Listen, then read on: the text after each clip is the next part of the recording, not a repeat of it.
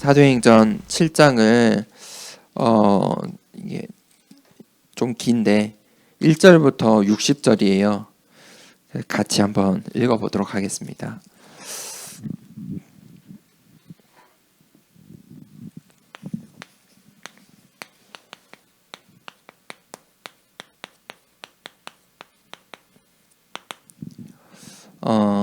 사도행전 7장 1절에서 60절입니다.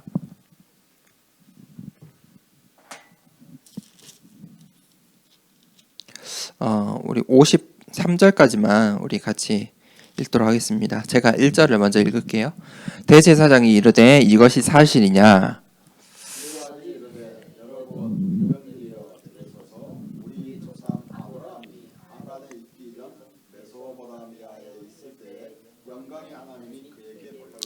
이르시되 내 고향과 친척을 떠나 내가 내게 보일 땅으로 가라 하시니 아브라함이 갈대아 사람의 땅을 떠나 하란에 거하다가 그의 아버지가 죽음에 하나님이 그를 거기서 너희 지금 사는 이 땅으로 옮기셨느니라.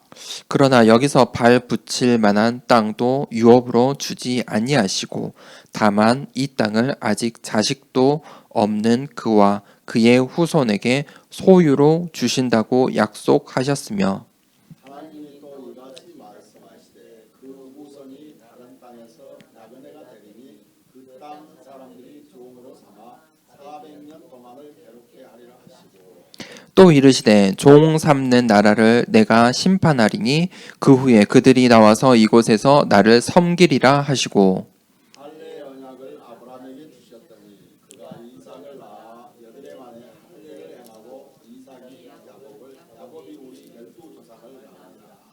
여러 조상이 요셉을 시기하여 애굽에 팔았더니 하나님이 그와 함께 계셔 그 모든 환란에서 건져내사 애굽 왕 바로 앞에서 은총과 지혜를 주시니 바로가 그를 애굽과 자기 온 지부 통치자로 세웠느니라.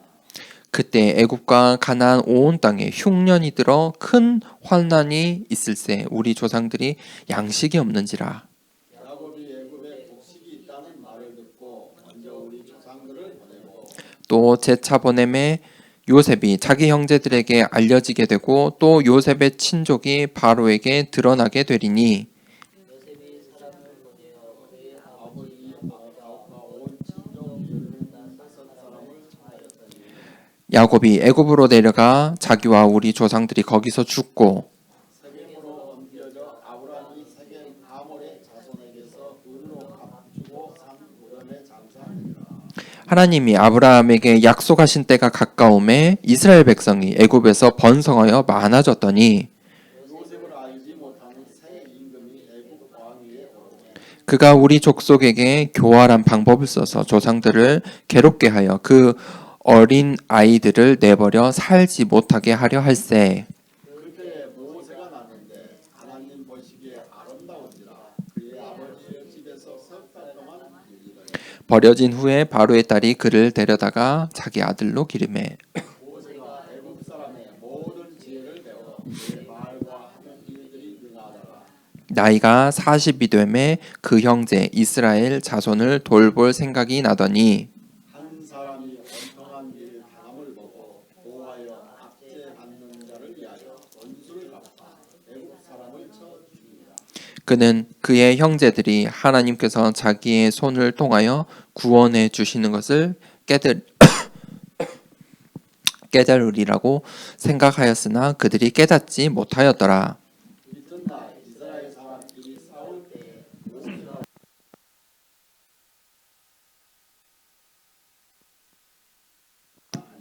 그 동물을 해치는 사람이 모세를 밀어뜨려 이르되 누가 너를 관리와 재판장으로 우리 위에 세웠느냐?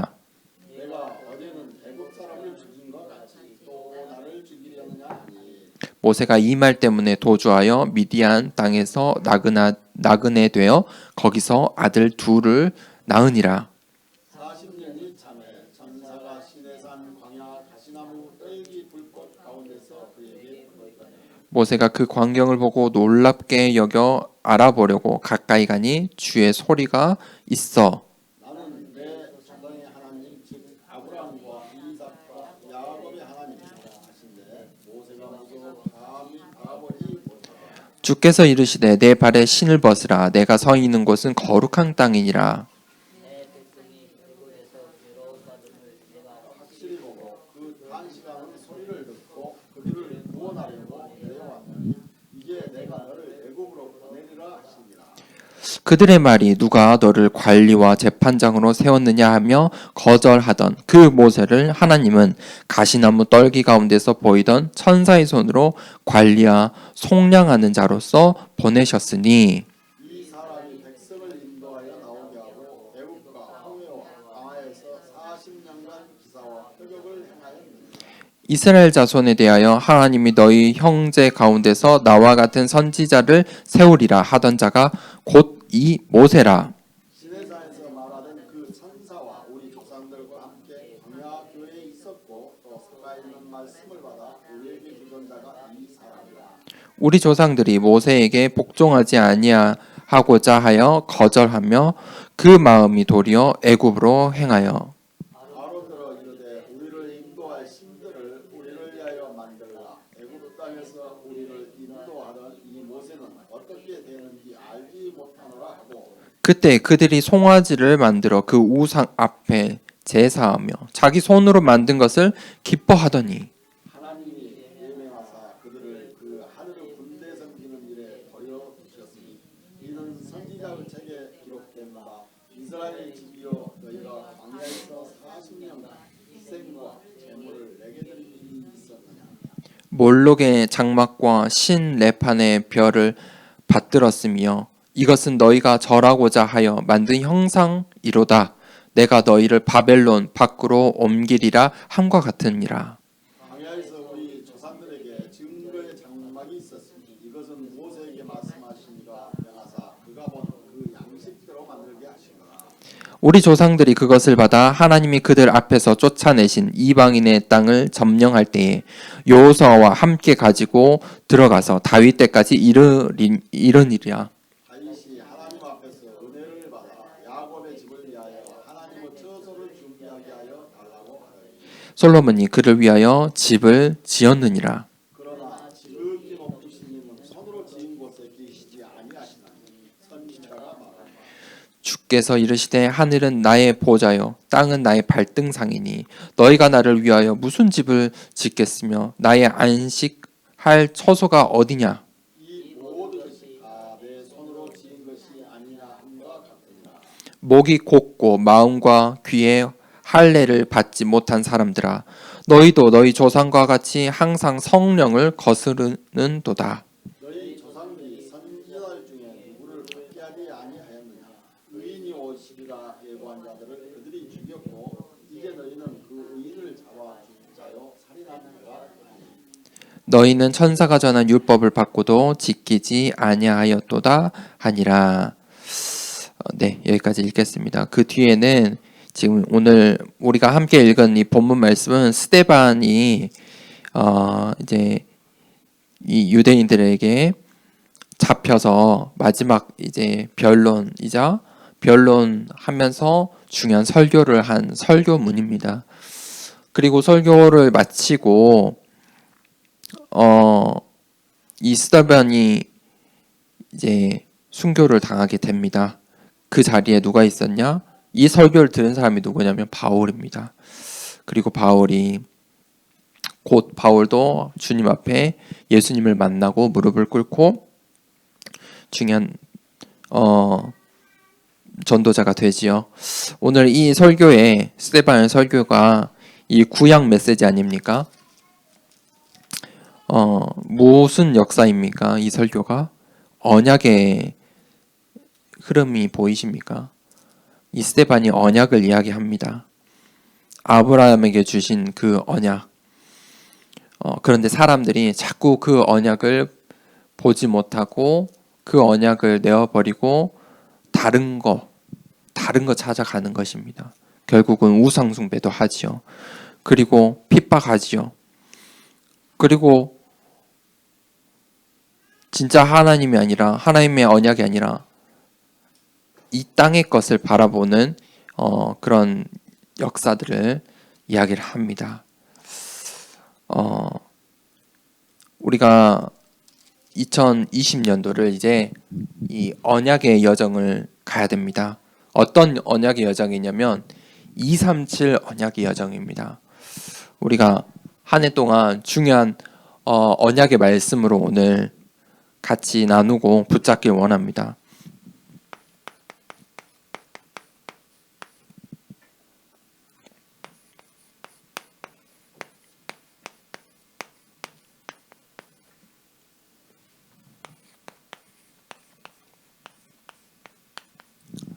하나님께서 우리에게 언약을 주십니다.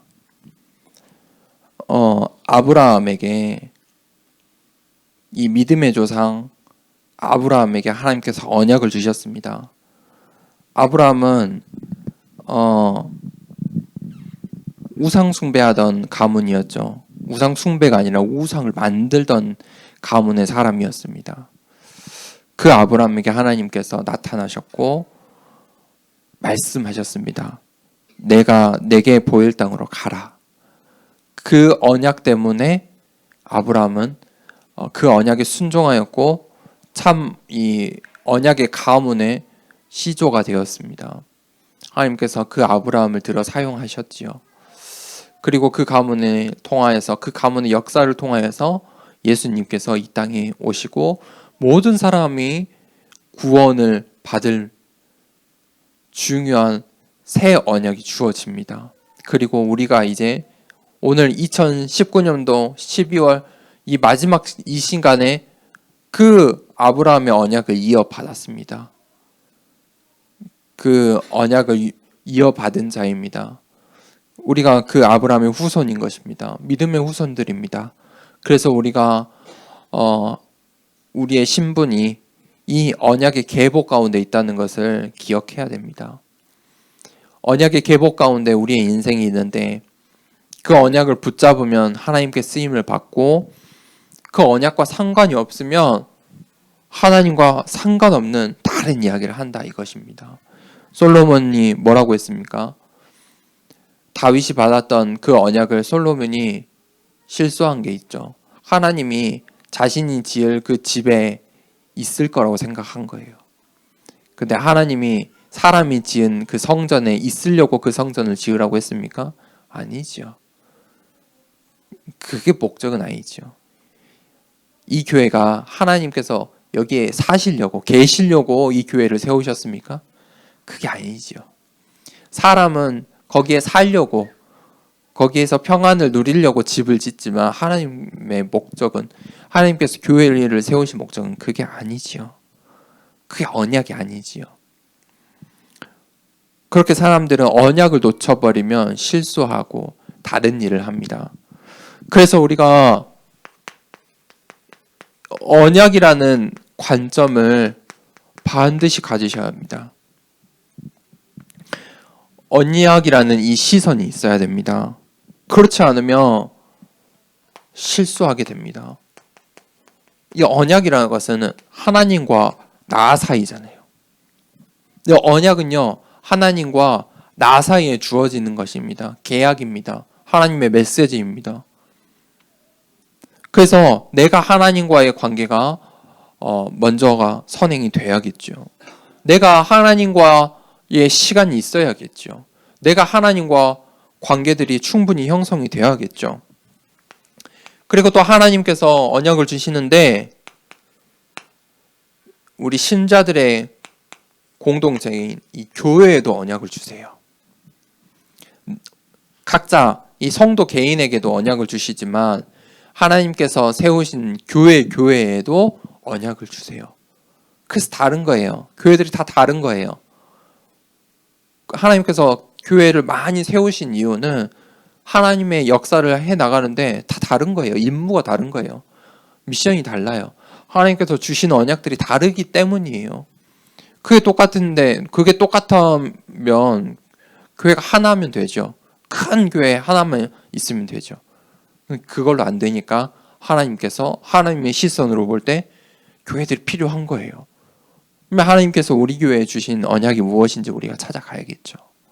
그게 뭐 하루 이틀 2020년도 그 1년 새에 되진 않겠지만 우리가 그 언약들을 찾아가야 되는 거예요.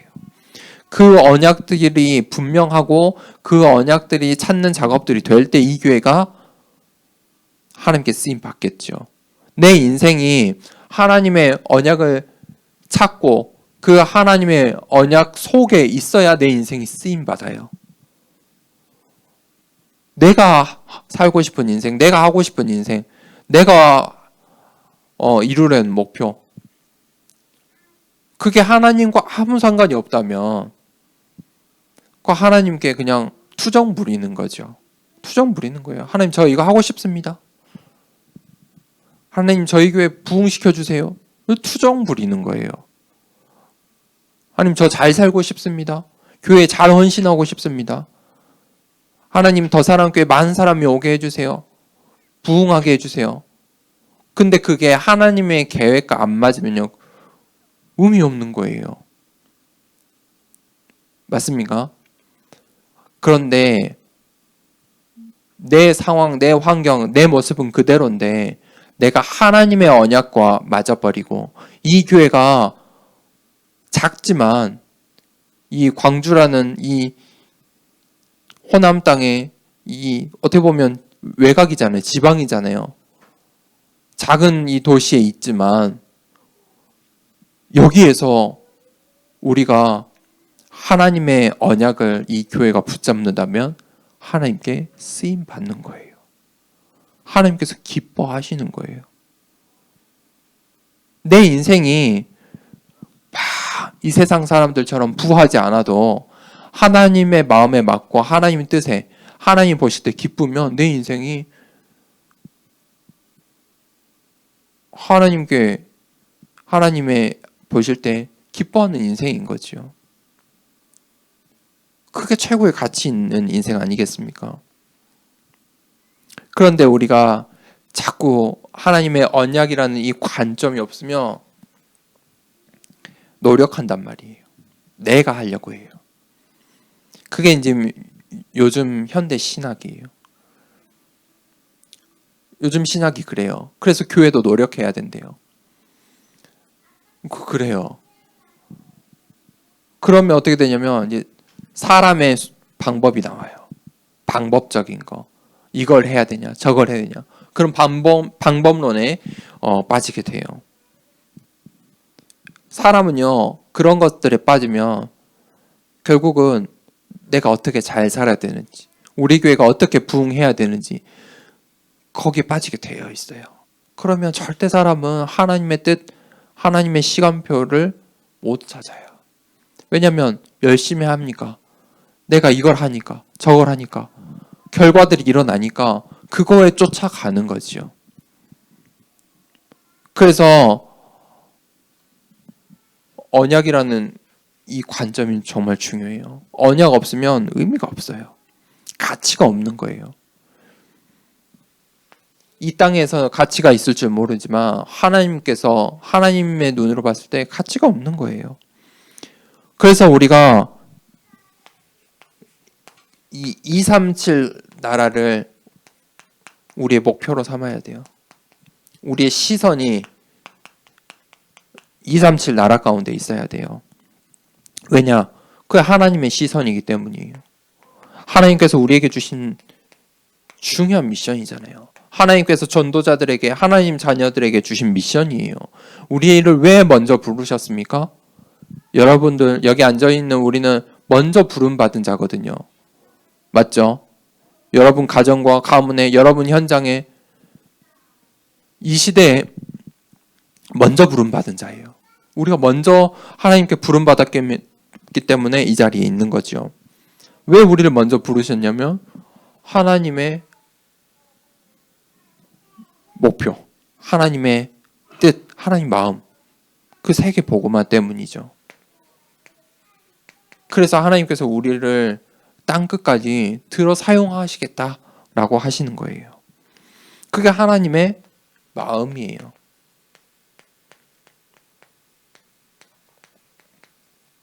그게 하나님의 마음이에요. 그 하나님의 마음을 내가 가져야 돼요. 이걸 제가 어떻게 표현할지 모르겠는데 이거를 이해하는 게 아니고 내가 가져야 돼요.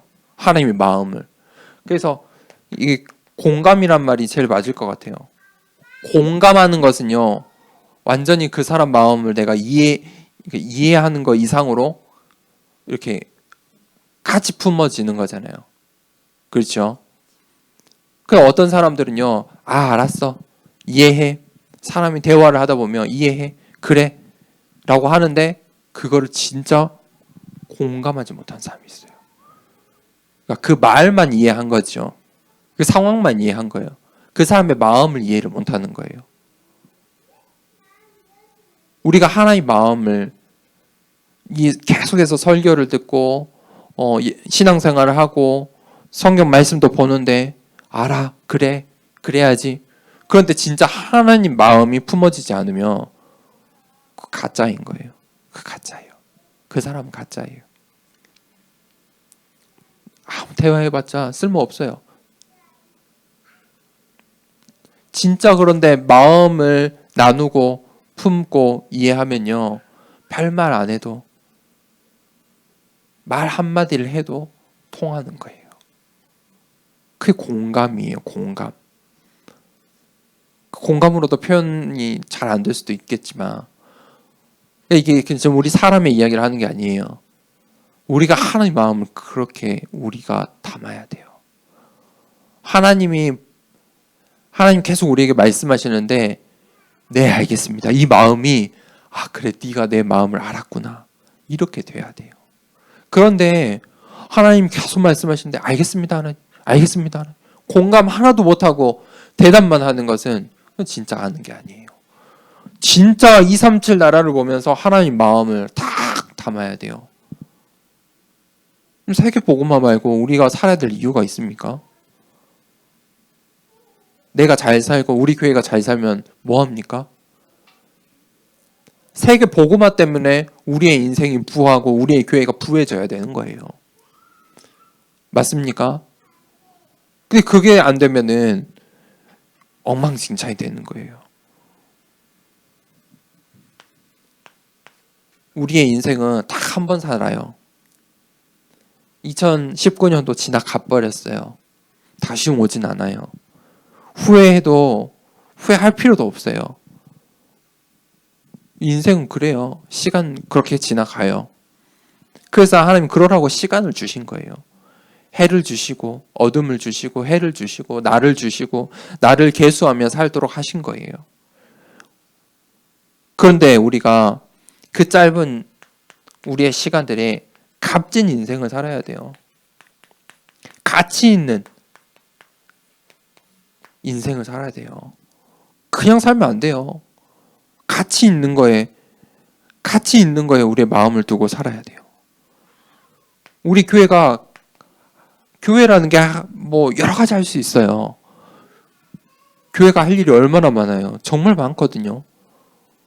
할 수 있는 능력만 되면 할 수 있는 게 지금 우리 엄청나겠죠. 그런데 그게 많이 하느냐 뭘 하느냐 그게 중요한 게 아니라 진짜 가치 있는 걸 해야 돼요. 진짜 가치 있는 게 뭐예요? 하나님이 원하시는 거. 그게 언약이거든요. 하나님의 마음. 하나님 마음에 맞는 걸 해야 돼요. 하나님의 시간표에 맞는 걸 해야 돼요. 우리가 봤을 때 필요해요. 저거 해야 돼. 우리 눈에는 그래 보일 수 있지만 하나님께는 시간표가 아닐 수도 있어요. 하나님 시간표에 맞는 게 있어요. 하나님 시간표에 필요한 게 있고 우리를 향한 지금 하나님의 마음이 있어요. 그거 해야 돼요. 선하게 산다고 선한 것이 아니에요. 그렇죠? 하나님 마음에 맞게 사는 게 진짜 선이에요. 하나님이 원하시는 일에 쓰임 받는 것이 진짜 선이에요.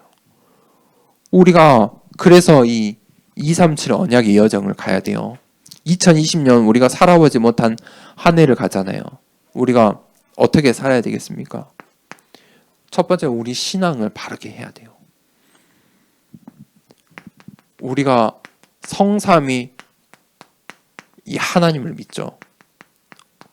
진짜 우리가 하나님 믿어야 돼요. 내가 믿고 싶은 하나님을 믿으면 안 돼요. 많은 사람들이 신앙생활 잘못하는 게 자기가 믿고 싶은 하나님을 믿어요. 내가 믿고 싶고 내가 이루고 싶고 그것을 이룰 하나님만 믿는단 말이에요. 하나님이 다른 이야기를 하면 거기에 순종을 하기 어렵겠죠. 그래요. 그런데 하나님, 그러니까 내가 원하고 내 마음대로 할 수 있는 하나님이 아니라 진짜 나를 만드시고 이 세상 모든 만물을 만드시고 운행하시는 그 하나님을 믿어야 돼요. 내 머릿속에 있는 내가 아는 내가 느끼는 내가 믿고 싶은 하나님이 아니라 진짜 나를 만드시고 나를 오늘날까지 인도하시고 나에게 지금 말씀하시는 그 하나님을 믿어야 돼요. 그 하나님이 어떤 분이세요? 성부 하나님이에요. 성부 하나님은 어떤 하나님이세요? 출애굽기 3장 14절 우리 말씀을 몇 개 안 되니까 같이 찾아봅시다. 출애굽기 3장 14절입니다.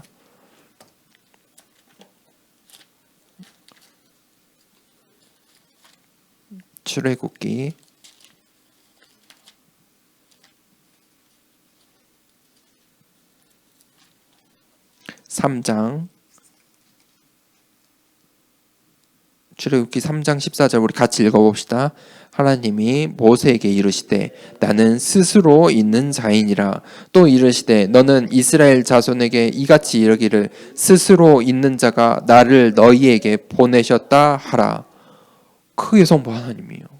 하나님은 어떤 분이세요? 스스로 있는 자예요. 나는 스스로 있는 자야.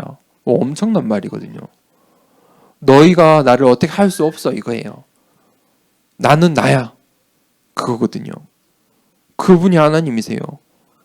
그 스스로 있는 자가 모세를 보내신 거예요. 여러분들을 이 땅에 지금 더사랑교회로 여러분의 인생 2020년도로 보내신 거예요. 스스로 있는 자가 나를 너희에게 보내셨다 하라. 그 성부 하나님이에요. 이 성부 하나님은 말씀하세요. 말씀을 하시고요. 그 말씀대로 우리를 인도하세요. 그리고 하나님께서 그 말씀을 또 성취하세요. 그 성부 하나님의 사역이에요. 하나님께서 말씀하시고 하나님께서 그 말씀을 이루시기 위해서 우리들을 이 땅의 교회들을 우리의 인생을 오늘의 이 시간을 인도하시고 그것들을 다 이루어 가세요. 성취하세요. 그분이 바로 성부 하나님의 사역이에요. 성자 하나님은 어떤 분이세요? 바로 예수 그리스도죠. 우리 에베소서 말씀 찾아봅시다. 에베소서 2장 22절입니다. 에베소서 말씀 찾아봅시다. 에베소서 2장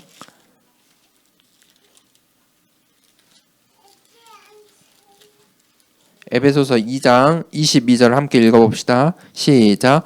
너희도 성령 안에서 하나님이 거하실 처소가 되기 위하여 그리스도 예수 안에서 함께 지어져 가느니라. 우리가 하나님의 처소, 하나님의 기쁨이 되기 위해서 그리스도 예수 안에서 함께 지어져 가느니라. 그리스도 예수, 성자 하나님이 없었으면 우리가 하나님의 처소가 될 수가 없어요. 우리 죄인이잖아요. 그런데 예수 그리스도의 그 십자가의 보혈의 피와 은혜로 우리가 하나님의 거하실 처소가 되는 거예요. 그게 예수 그리스도잖아요. 예수 그리스도가 우리 인생의 모든 문제에 해답이 돼야 돼요. 해답이 돼야 돼요. 예수 그리스도가 결론이 되고 답이 돼야 돼요. 내게 어떤 문제가 왔든 어떤 사건이 있든 내 인생이 어떤 인생이든 해답은요 예수 그리스도가 돼야 돼요. 그래야만 하나님의 거하실 처소, 하나님의 기쁨이 되는 거예요. 내 인생의 결론이 예수 그리스도까지 못 가면 아무리 그것이 훌륭한 인생이고 그 훌륭한 어떤 대단한 인생일지 몰라도 그 하나님께 기쁨이 될 수는 없어요. 그 예수 그리스도가 우리 인생의 기준이 돼야 돼요. 그래서 우리가 그리스도 안에서 사는 거예요. 그리스도 밖에는 아무것도 없어요. 방황이에요. 공허예요. 혼돈이에요. 그리스도 안에 있어야만이 참된 평화와 평안이 있는 거예요. 그렇게 우리 인생 결론이 나야 돼요.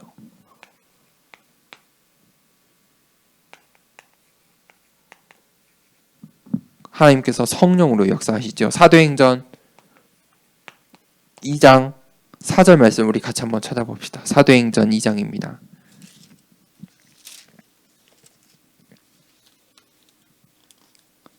사도행전 2장 4절 말씀 우리 같이 읽겠습니다. 그들이 다 성령의 충만함을 받고 성령이 말하게 하심을 따라 다른 언어들로 말하기를 시작하니라. 성령은요, 능력이에요. 능력 있는 사역이에요. 실제예요. 성령은 힘이에요. 능력이에요. 우리가 이 땅에서 이렇게 지금 몇 명 안 되지만 이 교회를 했잖아요. 이루어 갔잖아요. 이렇게 예배 드리잖아요. 힘이 있으니 갈 수 있는 거예요. 여러분들에게 각자 성령의 충만함이 임했기 때문에 여기까지 온 거예요. 내가 성령 충만 받았나요? 그렇게 이야기하실 수 있겠죠. 나 성령 충만 받은 적이 없는데 그냥 이렇게 따라왔는데 그렇지 않아요. 성령의 충만함이 임했기 때문에 이 교회가 이루어진 거예요. 그게 능력이에요. 하나님의 능력이에요. 하나님께서 이 교회를 만들어 가시려고 하나님의 능력, 성령의 사역을 하신 거예요. 성령이 사역하신 거예요. 그게 성령의 충만이에요. 그게 성령의 능력이에요. 그 성령의 능력이 왜 힘으로, 능력으로 역사하냐면 사역, 하나님의 사역을 역사하시려고, 이루어 가시려고.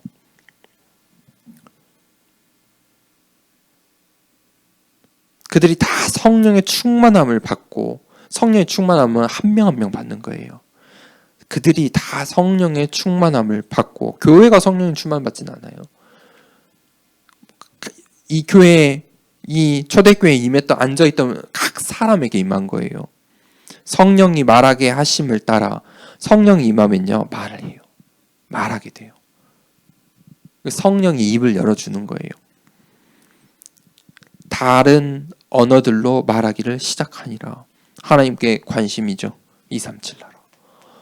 말을 하게 하신 거예요. 성령이 충만하게 하시니까 성령이 말하게 하시고 이 237 나라의 사역으로 이제 이 초대교회를 사용하시는 거예요. 그렇죠? 이게 성령의 사역이고 하나님의 마음이에요. 우리가 이 신앙을 가져야 돼요. 이 신앙이 있어야 돼. 이게 신앙의 근본이에요. 하나님을 믿는 거죠. 진짜 하나님을 믿는 거예요. 성부 하나님, 성자 하나님, 성령 하나님 믿어야 돼요. 그런데 주의할 게 있어요. 가장 주의할 게 인본주의예요. 인본주의에 빠지면요, 절대로 하나님 못 바라봐요. 이 성삼위 하나님을 누리며 신앙생활하는 게 신본주의거든요. 기준이 하나님인 거예요. 그런데 인본주의를 하면요, 절대 하나님 바라볼 수가 없어요. 인본주의가 뭐죠? 이거 안 하는 거예요. 하나님의 언약 못 붙잡고 있는 거죠. 하나님의 언약과 상관없는 거 하는 거예요. 하나님의 시간표와 상관없는 거 하는 거예요. 전도를 해도요, 하나님의 시간표가 있어요. 하나님의 마음은 지금 이 사람한테 있는데 엉뚱한 데 가고 여기서 막 다른 거 하고 있는 거예요. 우리가 볼 때는 잘하고 있어. 더 많은 사람이 있는 것 같아요. 그런데 하나님 관심이 여기 한 사람만 있는 거예요. 하나님께서는 이 한 사람을 보라고 언약을 주세요. 바울 전도팀에게 하나님 그랬잖아요. 거기가 아니다. 거기가 아니다. 나는 저기로 가길 원한다. 하나님 환상을 보게 해주시고 마케도니아를 보게 해주시고. 이해가 되십니까? 하나님의 원하시는 마음이 있어요. 근데 우리 자꾸 우리 마음 가져요. 우리가 계획을 세요. 우리 교회가 1년 뒤에, 2년 뒤에, 3년 뒤에, 5년 뒤에, 10년 뒤에 뭐 인본주의예요. 그러면 자꾸 수단을 쓰는 거예요. 방법을 쓰게 되어 있어요.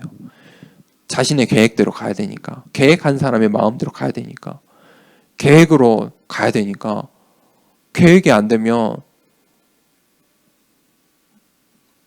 그렇죠. 하나님 언약과 멀어지게 되어 있다니까요. 또 이걸 방해하는 게 있어요. 그게 뭐냐면 율법주의예요. 내가 할 수 있다 이거예요. 우리가 해야 돼. 우리가 해야 하나님 만날 수 있어. 우리가 해야 하나님의 기쁨이 될 수 있어. 우리는요, 이 땅에서 기쁨이 될 수 없어요. 우리의 노력으로는, 우리의 선행으로는요, 하나님께 기쁨이 될 수 없어요. 우리가 언제 하나님께 기쁨이 될 수 있어요? 힘이 없고, 낙심하고, 쓰러져 있어도 하나님을 부를 때 하나님의 기쁨이 있는 거예요. 병중에 있어도 아무것도 할 수 없어도 하나님을 찬양할 때 하나님 그 사람 기뻐하세요. 우리가 전도와 선교에 막 쓰임 받아요. 선교 현장에서 쓰임을 받고 중요한 말씀 막 사람들 일어나는데 그 사람의 마음이 하나님과 마음이 아니야. 하나님 그거보다 병중에 있어도 누워서 정말 하나님을 간절히 찾고 하나님을 찬양하는 그 사람한테 있을 수 있다 이거예요. 그 율법주의예요.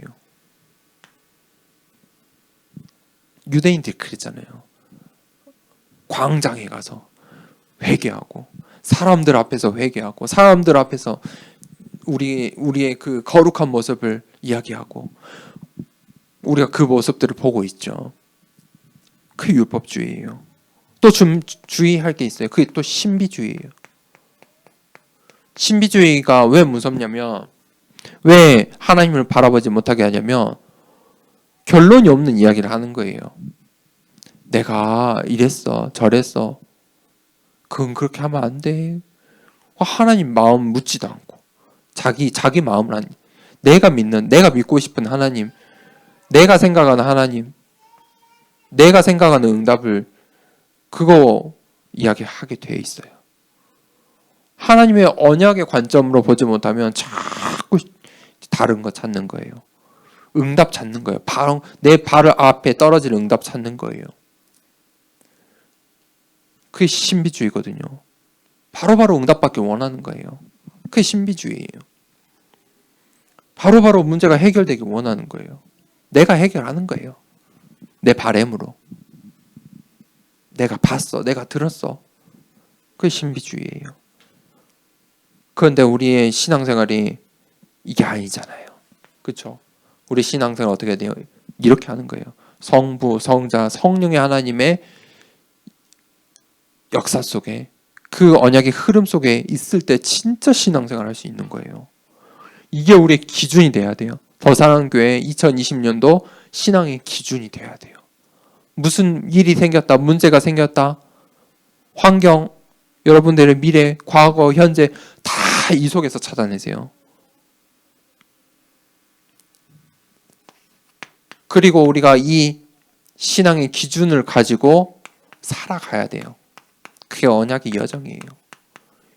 2020년도 아무도 살아보지 못했어요. 처음 가는 거예요. 처음 가는 거예요. 저도 처음 가요. 저도 어떻게 할지 몰라요. 설교를 준비해야 되는데 뭘 어떻게 할지 모르겠어요. 저도 처음 하는데요.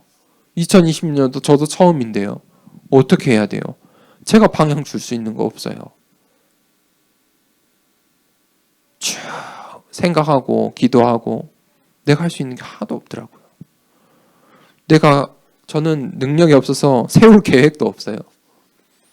그런데 생각하고 기도하면 할수록 내가 하는 게 아니고 하나님의 말씀 따라가는 게 중요하겠더라고요. 내가 말씀을 전하는 사람이니까 무슨 말씀을 이렇게 여러분들에게 주면 여러분들은 따라오겠죠. 근데 제가 따라갈 말씀이 있어야 되잖아요. 하나님 말씀, 하나님 마음. 그게 언약의 여정이에요. 그게 언약이에요. 그거 우리가 찾아가야 돼요. 내게 주신 언약 그걸로 붙잡고 나아가는 거예요. 선택하고 나아가는 거예요. 그리고 하나님께서 계속 또 그 언약을 분명히 보여주세요. 그 복음이잖아요. 복음에 유익한 거예요. 복음에 방해되고 내가 내 언약이라고 하는데 복음에 방해되면 그건 언약이 아니에요. 내가 하고 싶은 거지. 언약 따라가면요. 복음에 유익하게 되어 있어요. 생명이 살아나게 있어요. 우리 인생에 이 언약이요. 복음이 얼만큼 자리 잡고 있느냐. 그게 중요한 거예요. 내가 무슨 일을 하든지 간에 언약이 딱 제일 먼저 떠올라야 돼요. 복음이 떠올라야 돼요.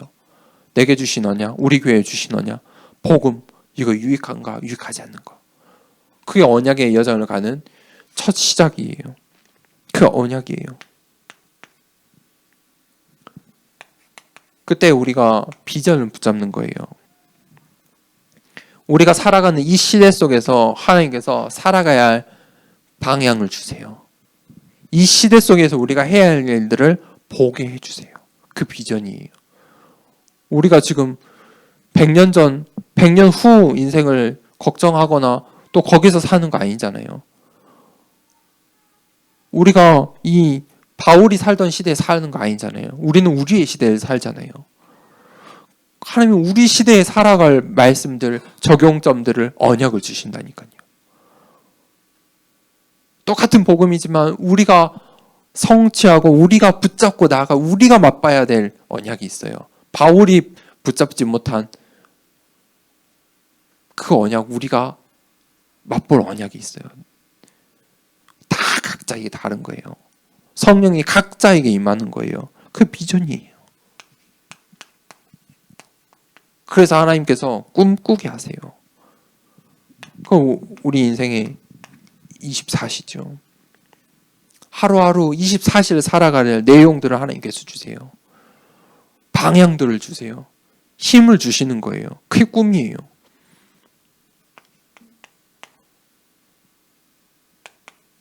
그리고 하나님께서 완전히 이제 보게 하세요. 뭘 보게 하시냐? 남들이 보지 못하는 25십, 남들이 보지 못하는 세계. 그리고 영원이라는 시간표.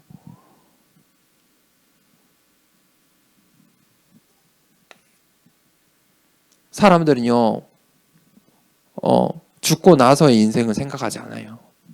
불신자들은요, 죽고 나서의 인생을 절대 생각하지 않아요. 그거를 생각하면요, 불신자가 될 수도 없어요.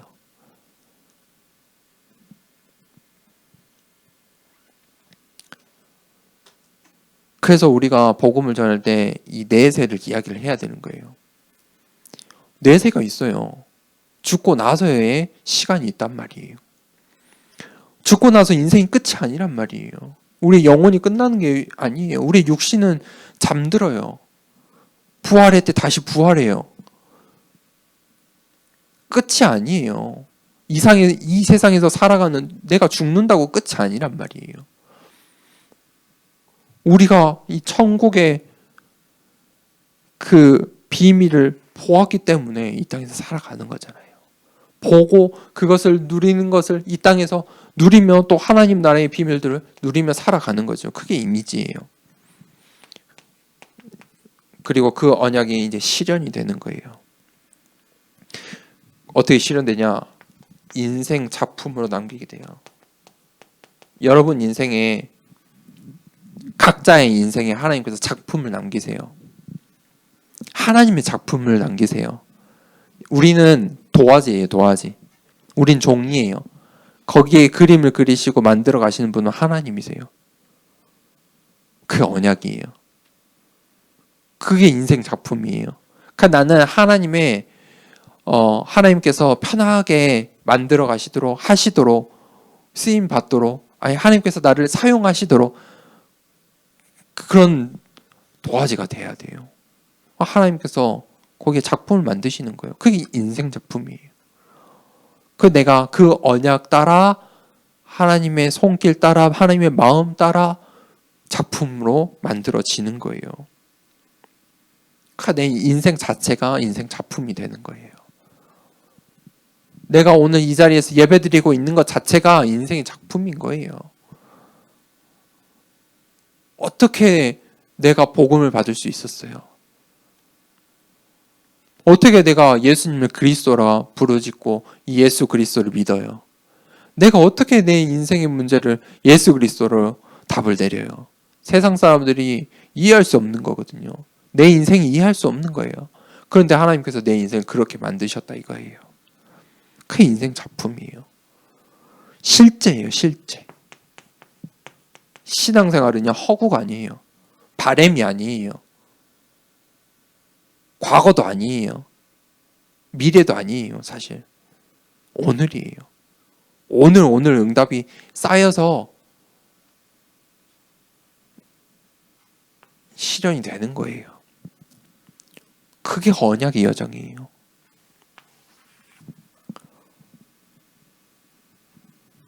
우리가 2020년도를 이 언약의 여정을 살아야 해요. 그럼 이 언약의 여정의 방향이 어디냐? 그게 바로 237 미션이에요. 하나님께서 237 이 미션 속에서 이 교회를 세워주셨어요. 의미가 있겠죠. 하나님 마음이 있을 거라고 생각이 돼요. 이 237 미션 속에서 이 시대 속에서 더사랑교회를 개척하게 하셨어요. 그 하나님 마음이 있겠죠. 그거 찾아가야 돼요. 우리가 그 하나님 마음을 반드시 찾아가야 돼요. 잘 몰라요. 우리 어리석어요. 저도 어리석어요. 저도 마음이 작아요. 잘 모르겠어요. 그런데 희미하게나마 분명히 하나님의 마음이 있어요. 237을 향한 이 미션을 향한 하나님의 마음이 있다 이거예요. 그 흐름이에요. 하나님의 흐름이요. 언약의 흐름이고 이 시대를 향한 하나님의 흐름이 있어요. 근데 그게 중요한 게 237 미션이라는 거예요. 우리 인생에도 여러분 각자의 인생에도 그 하나님의 마음이 있겠죠. 그래서 우리가 이 다문화 현장을 쉽게 생각해서는 안 돼요. 보는 눈을 달리해야 돼요. 세상 사람들은요, 자기가 생각하고 싶은 대로 생각해요. 불편하니까. 문화가 다른 것 자체가 불편한 거잖아요. 사실은. 언어도 다르고, 문화도 다르고, 습관도 다르고, 다 다른 거예요. 표현 방식도 다르고. 그게 사실 불편한 거거든요. 불편한 거 안 하려고 하거든요.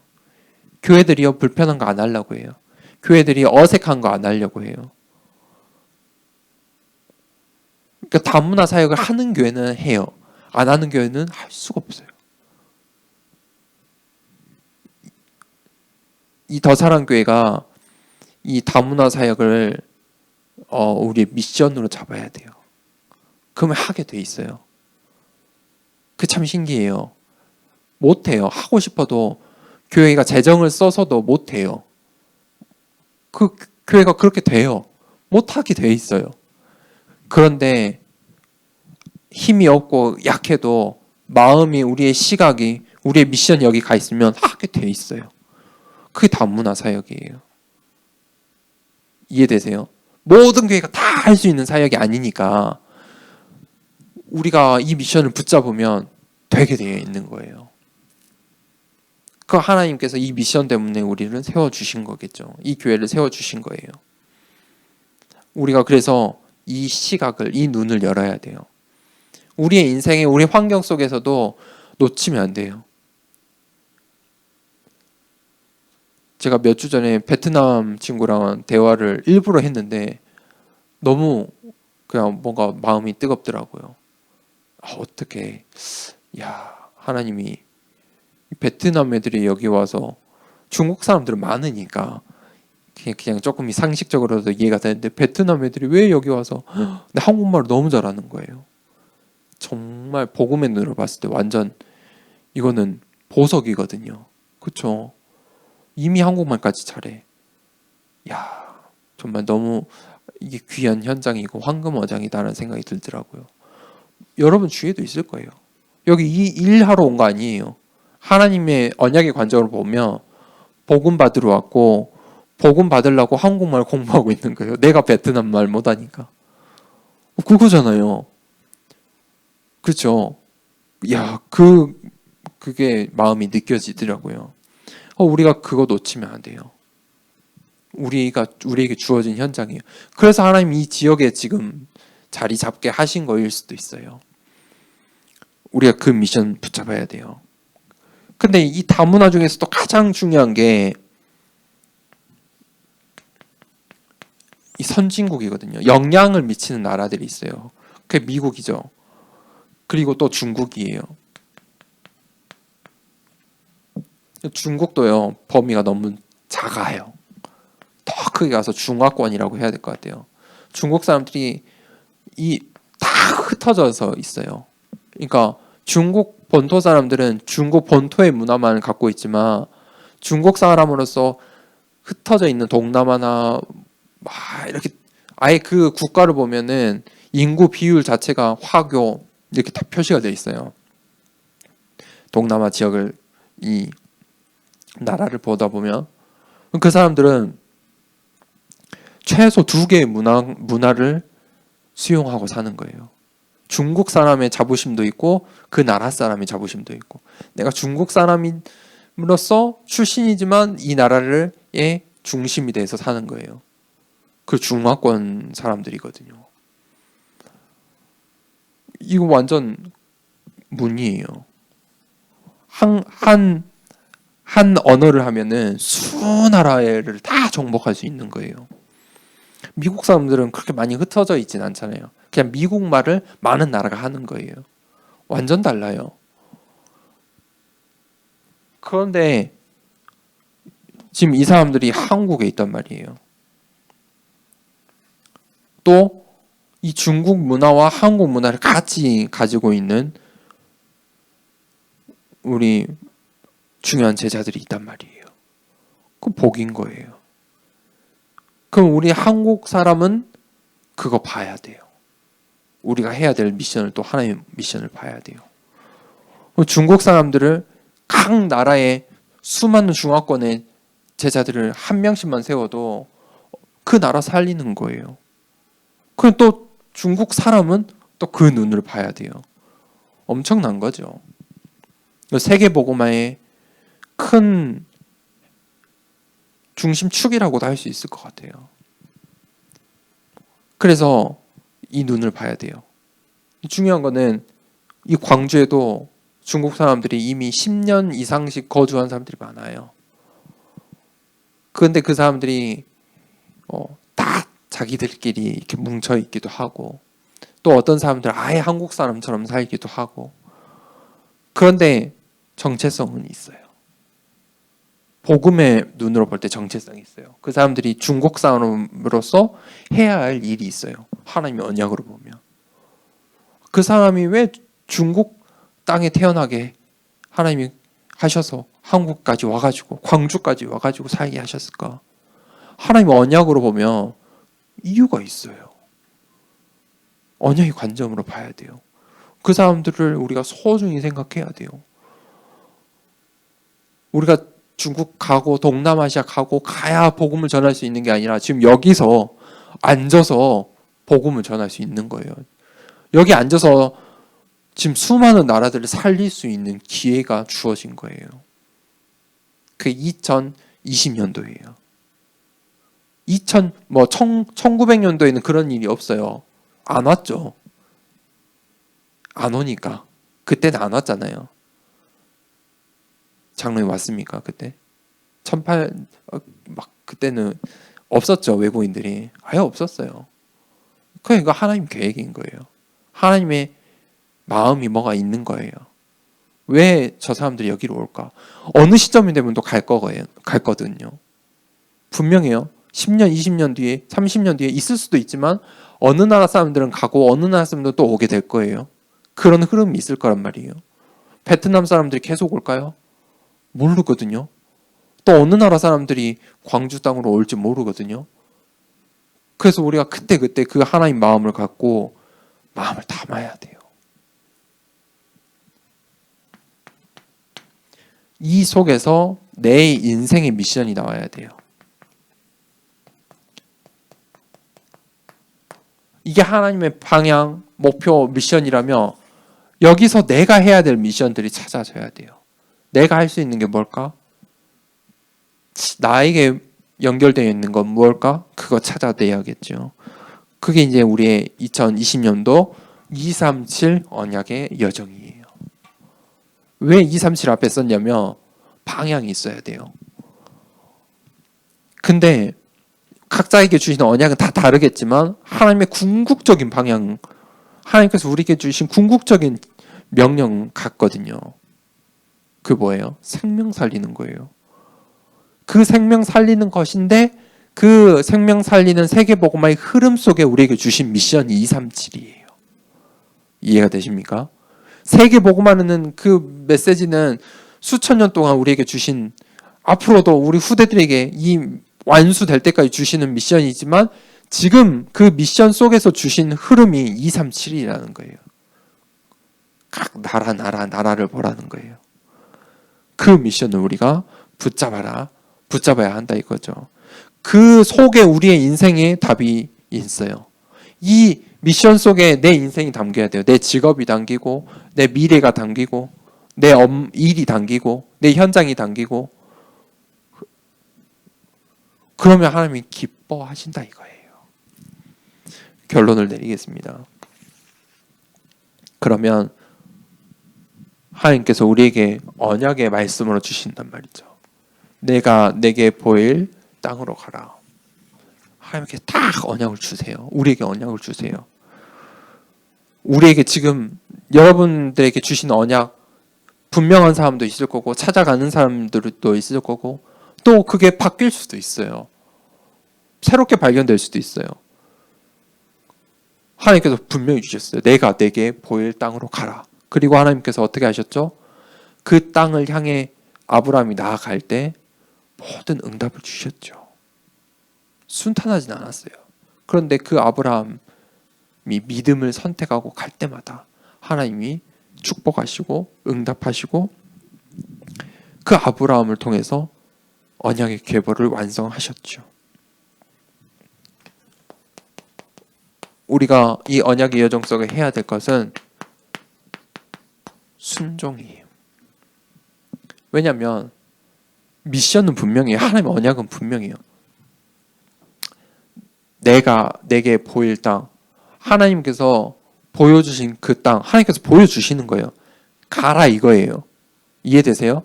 하나님이 보여주시고 가라고 했어요.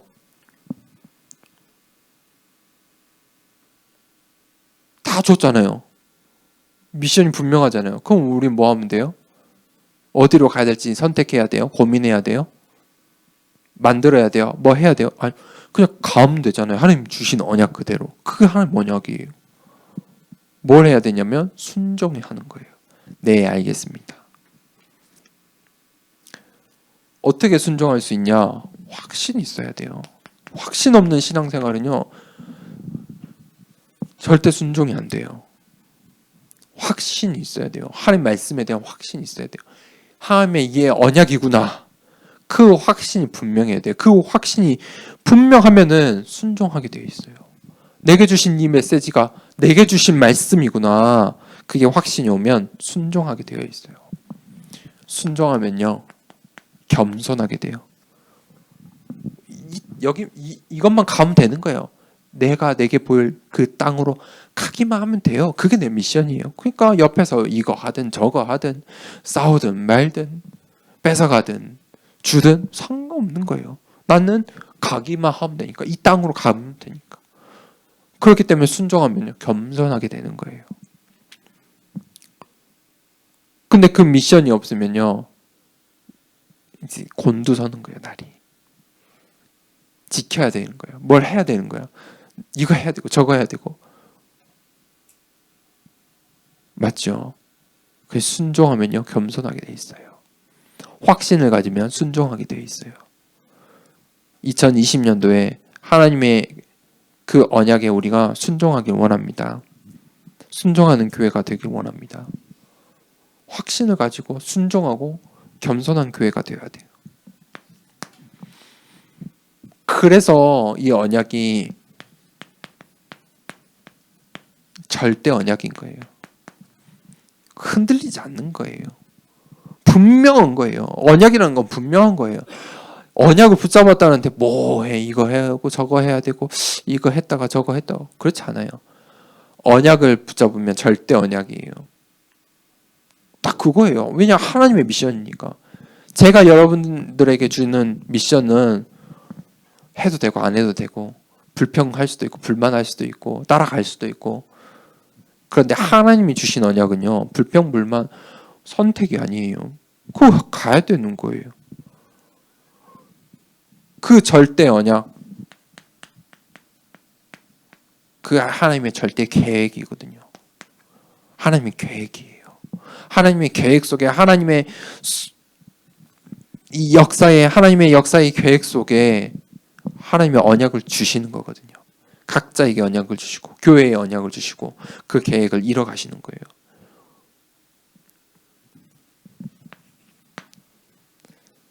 그래서 우리가 자립이라는 응답을 받아야 돼요. 이 언약 속에서 세 가지 자립이 이루어져야 돼요. 첫 번째는 개인이에요. 우리의 신앙이 우리 개인이 자립을 해야 돼요. 어떤 자립이냐면 진짜 말씀 따라가는 자립이 있어야 돼요. 내가 말씀 하나면 다 헤쳐나갈 수 있어야 돼요.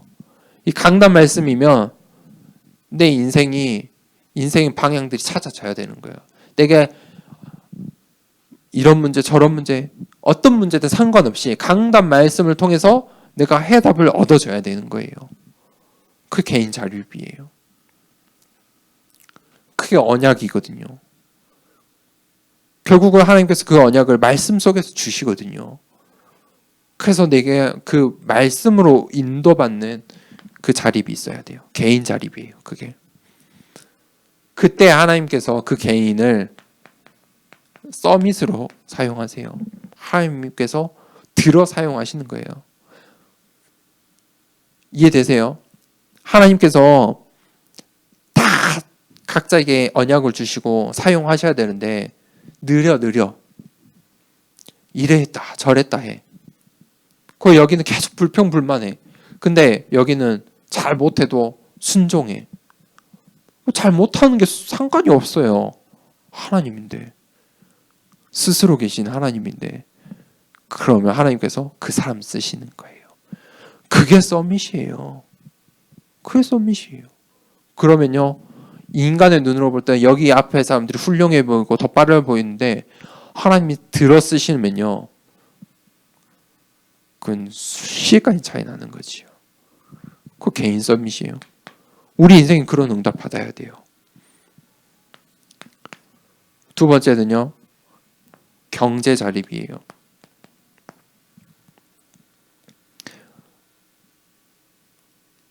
우리 개인의 경제 자립이 있어야 돼요. 하나님께서 우리에게 경제를 주신 이유가 있어요. 먹고 살 수 있도록 주시는 이유가 있어요. 하나님 나라를 위해서예요. 맞죠? 하나님께서 받은 걸 우리가 드리는 거, 하나님께서 나에게 준 것을 다시 하나님께 드리는 거, 감사로 표하는 게 그 헌금이에요. 그래서 헌금과는 바르게 하셔야 돼요. 뭐 헌금을 이렇게 해라 저렇게 해라 그 말이 아니에요. 헌금이라는 의미를 다시 생각하셔야 돼요. 많이 했다 적게 했다 그 말이 아니에요.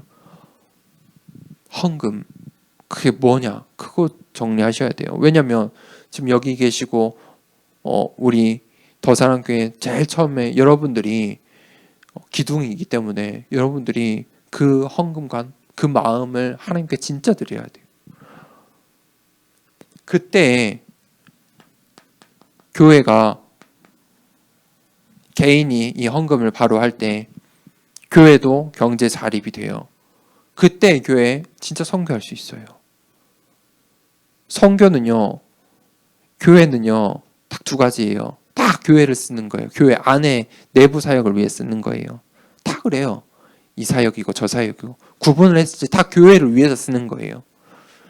근데 교회 밖에 교회 교회 밖으로 돈을 쓰는 게 있어요. 그게 선교예요. 바깥 일을 위해서 쓰는 거예요. 그 선교는요, 교회가 경제 자립 못하면 못해요. 그렇죠? 우리가 진짜 선교하는 교회가 되려면 경제 자립해야 돼요. 그 기도해야 돼요. 뻔하잖아요. 우리의 상황이 뻔하지만 제가 이거를 같이 나눌까 말까 하다가 확신이 오는 거는 뻔할 때 해야 된다. 그렇죠. 많을 때 하면은 오히려 더 고민인데 없을 때 하면은 뭔가 더 우리가 큰 그림을 그릴 수 있고 중요한 메시지를 붙잡을 수 있겠다. 선교하는 교회가 돼야 돼요. 그렇죠? 경제 자립을 두고 지금부터 우리가 기도해야 돼요. 그래야 경제 자립이 됐을 때 선교할 수 있어요. 그때 가서 선교를 생각하면 늦어요. 지금부터 우리가 마음 담고 기도해야 돼요. 언제가 될 줄 몰라요. 다음 달이 될 수도 있고요. 1년이 될 수도 있고요. 5년 뒤가 될 수도 있어요. 10년 뒤가 될 수도 있어요. 그건 모르는 거예요. 우리의 노력으로 안 돼요. 근데 우리의 기도가 우리의 언약의 방향들이 잡아져 있어야 돼요. 하나님께 맞춰져야 돼요. 그때 이 교회 자립도 우리가 돼야겠죠. 사람들이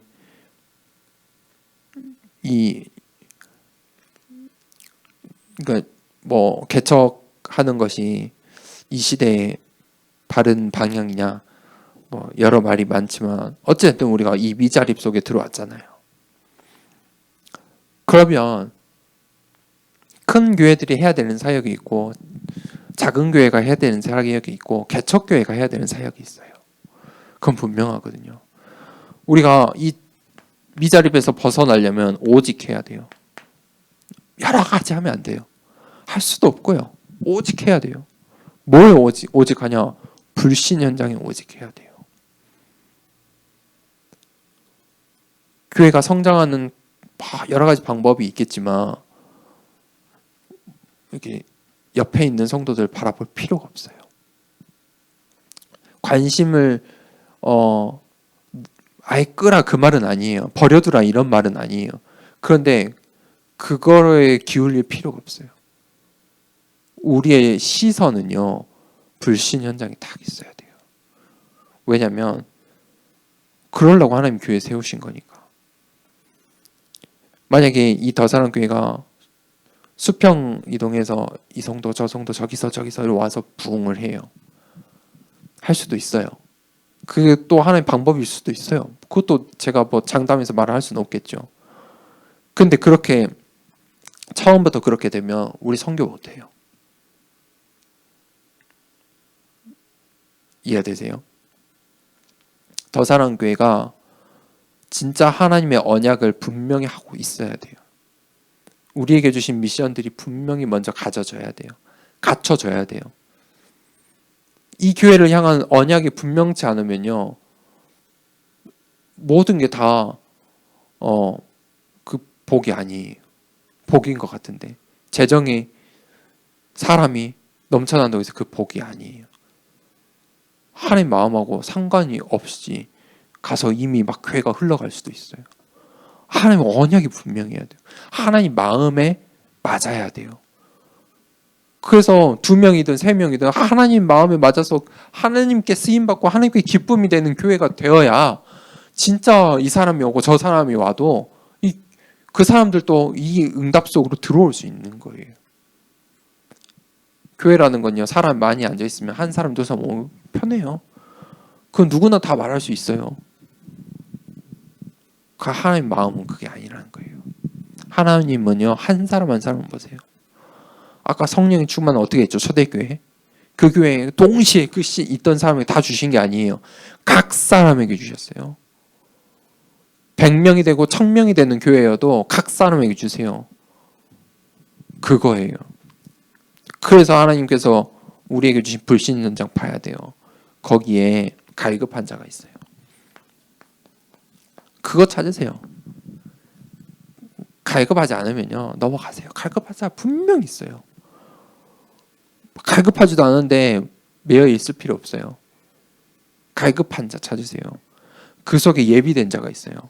진짜 믿기로 예비된 사람들이 있어요. 갈급하다고 해서 또 다 믿는 건 아니에요. 복음 받기로 예비된 자가 있단 말이에요. 그게 또 복음을 받고 모든 사람들이 다 쓰임 받는 게 아니에요. 거기서도 충성된 자가 있어요. 진짜 제자가 있어요. 또 전도하러 다닐 함께 전도에 쓰임 받을 진짜 제자, 충성된 제자가 있어요. 그 제자 찾아야 돼요. 여러분들이 이미 제자예요. 하나님 제자니까 교회를 세우는 응답을 주신 거예요. 저는 못하는데 전 그 생각하지 마세요. 이미 여러분 제자니까 하나님이 이 교회 시작하는 이 시점에 이 교회 시작한 바탕으로 하나님이 여러분들을 보내주신 거예요.